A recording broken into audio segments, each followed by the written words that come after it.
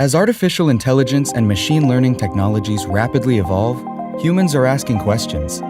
How should we interact with AI? What does the future of design look like with AI?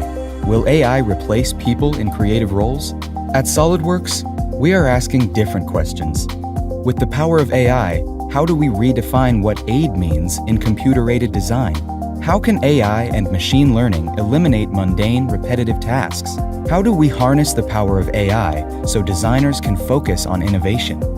We're answering those questions with the Design Assistant, part of the SOLIDWORKS browser-based design solutions. The Design Assistant includes a collection of tools with built-in machine learning algorithms that learn from you as you design and offer suggestions based on your own particular workflows. Selection Helper predicts and suggests which of your model's entities you should select next.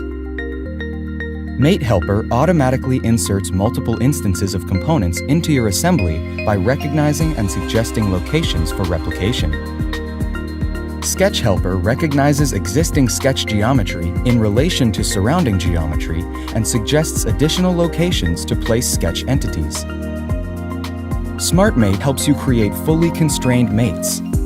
Drag and hold a component into position, and SmartMate will automatically create mates to surrounding components, recognizing the correct mating phases.